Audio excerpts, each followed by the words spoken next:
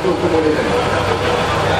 Et là, on va trouver le cabane sur la papier de la vidéo, comme ça, on va dire que nous avons yo comment on a map nani mboyo ya 7 map mboyo ya 7 mafumbo ya 7 on a congolais au côté de Kinshasa le 16 août 2006 wana ya papa Tibakoto dans la Congolais na maman Tibakoto dans la Congolais balobi Kin France Télévision ne makam oza bezuta ba film bien otala ba émission bien Kin France Télévision ne makam chaîne moko ya kanda aïe aïe aïe balobi so toloba minte musala ne makam abonné massivement la chaîne France Kin TV et pas Yannick Wenge béton doit s'abonner kuna boyoka masolo puis ya politique masolo ya Congo masolo ndenge Congo zongi pa ba Congo Kin France Télévision ne makam musala ne makam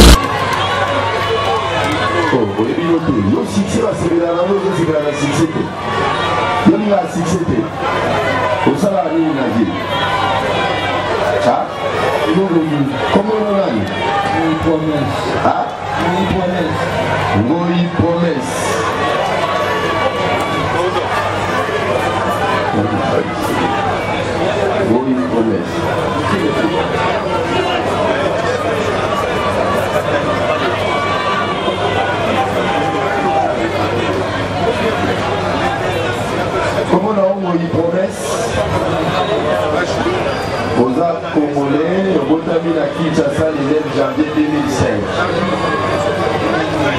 Ah 2009.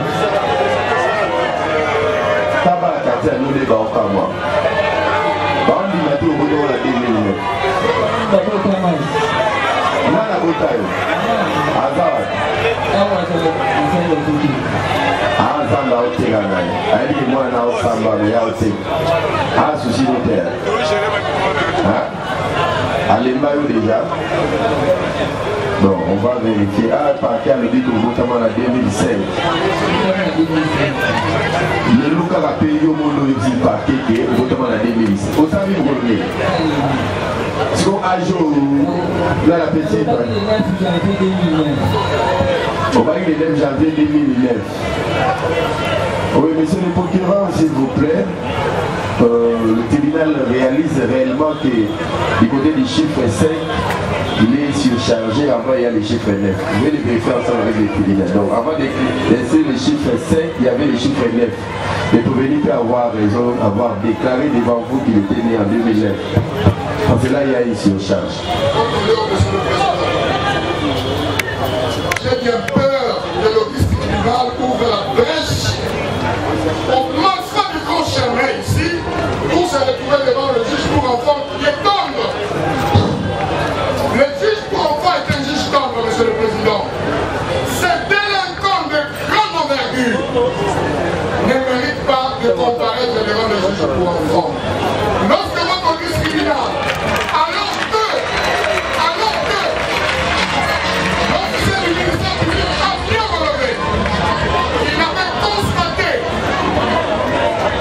une erreur matérielle dans le procès verbal de l'OPJ qui au lieu d'écrire 2000 a écrit 20. Ce qui est pratiquement une abréviation. C'est une brèche extrêmement dangereuse.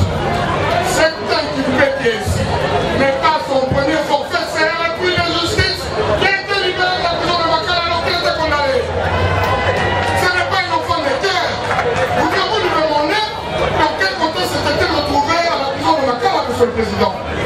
Si bien entendu qu'il était mineur, il est possible, parce que nous écrivons au stylo à la date d'aujourd'hui, le ministère public n'a pas d'ordinateur pour corriger sur l'ordinateur.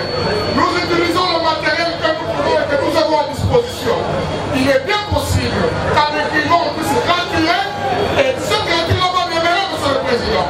Parce qu'on n'est pas à l'actualité, mais sinon à la modernité, monsieur le président, de la science. Mais en profiter pour soustraire des délinquants de cette carrure, monsieur le président, c'est mettre en S'il vous plaît, monsieur le procureur, veuillez corriger votre langage. Je ne sais pas quand vous dites en profiter pour soustraire, qui souvent soustraire les délinquants. Donc je parle du tribunal. Pas de au tribunal. Les termes utilisés ne désignent pas les délinquants. Quand vous dites en profiter pour soustraire les délinquants, c'est qu'il y a quelqu'un qui soustrait les délinquants. Le tribunal estime être vraiment directement visé par ces discours et vous demande de bien les retirer. Je vous en prie, monsieur le président, je ne peux pas vexer le tribunal devant lequel je prête serment. Le tribunal vous en prie. Vous avez été offensé, je veux dire. Mais je voudrais dire ceci. C'est une presse qui est ouverte et qui est dangereuse. Lorsque le vice-président vous préparez brèche, monsieur le président, des délinquants des grands chemins qui ont été à Makala. Vous n'avez qu'à lui demander. Mais nous-mêmes, ce ne serait pas de trouver la condamnée pour placer en détention préventive à Makala pour être libéré. S'il vous plaît, monsieur le tribunal, vous parlez bien puisque c'est vous qui avez l'action publique. Le tribunal serait vraiment très content, très à l'aise de voir les éléments appuyant ce que vous êtes en train de dire. S'il a été condamné, donc il y a une décision de condamnation. Si vous la produisez, le tribunal sera à l'aise pour tirer les conséquences de cette condamnation. Sachez bien que le tribunal, contrairement au parquet qui poursuit, le tribunal est l'esclave de la loi. Et conformément à la Constitution, le tribunal ne rend ses décisions que conformément à la loi. Et la loi pour la protection de l'enfant dispose qu'en cas de doute sur l'âge de l'enfant, c'est la minorité qui prime. Et ces doutes-là proviennent de vos pièces. Le tribunal a relevé dans votre PV qu'avant de mettre les chiffres 5, il était inscrit les chiffres 9. Ce n'est pas le tribunal n'était pas encore là. Ce qui concorde avec les propos du prévenu. Donc nous estimons que nous, en faisant application de la loi, nous pouvons prendre en considération les propos du prévenu qui est conforté par les PV que vous avez présentés par devant les tribunaux. À moins que vous ayez des éléments autres que cela, par exemple, tel que vous soutenez que c'est un refus de justice, il vient de la prison. Vous pouvez au tribunal dire oui, voilà la pièce qui atteste qu'il était à la prison, voilà ce qui est renseigné comme âge. Les tribunaux peuvent vous accorder même le temps. Parce que le fait de les soustraire aujourd'hui ne veut pas dire qu'il ne va pas être...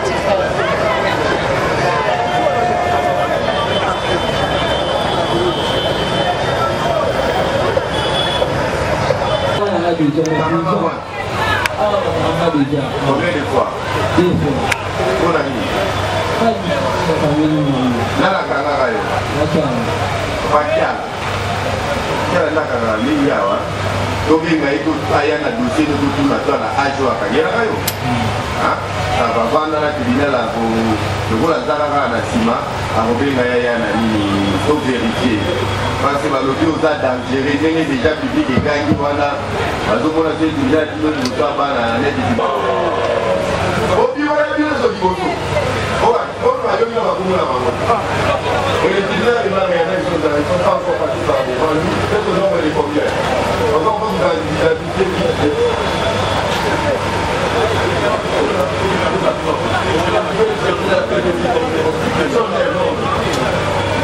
papa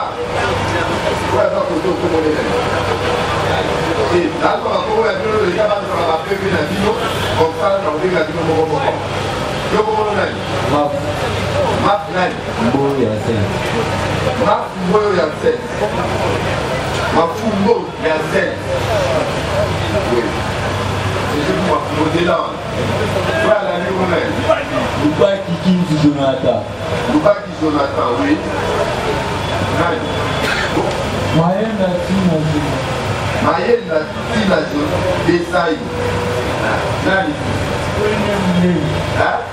Wende Minene.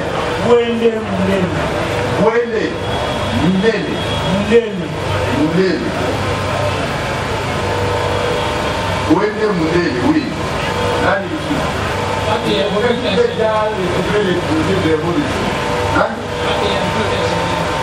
Avec un vita général, oui.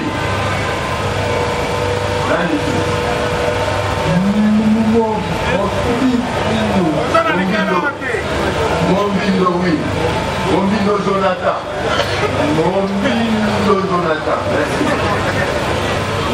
Kafuti petit. Nous la militaire. On est aussi des niveaux dans la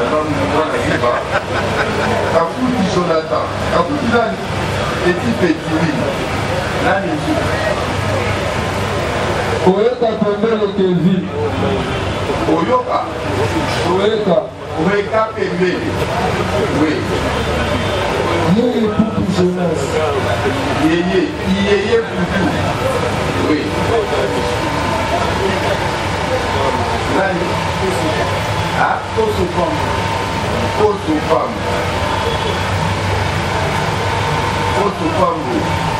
Assisté par Maître Tombo. Oui.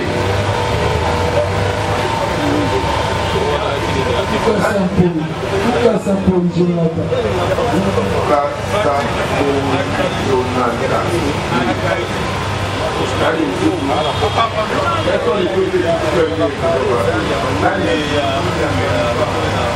Olia Kalukanga. Et Syria. Voilà.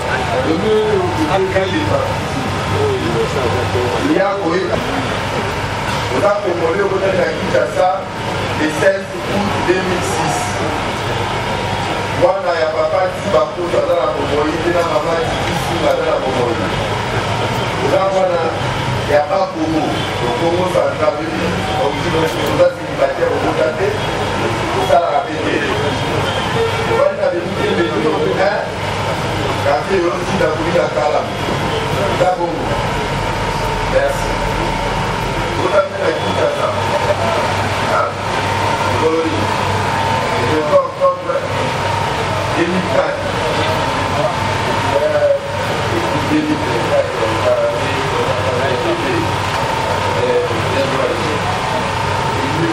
Il est né en 2004. On demande ce qui est considéré le procès verbal du 17 octobre 2024. Il s'agit bien de bien du Exactement. Oui, on a célibataire, on a pété.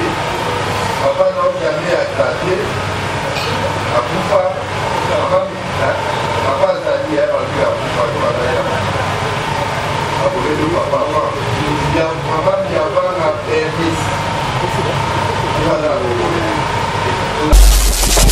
balobi Kin France Télévision ne makam oza bezuta ba film bien otala ba émission bien Kin France Télévision ne makam chaîne moko ya kanda aïe aïe aïe balobi so tolo ba minte musala ne makam abonnez massivement la chaîne France Kin TV et pas Yannick Wenge Béton doit s'abonner kuna boyoka masolo puis ya politique masolo ya Congo masolo ndenge Congo zonge pa ba Congo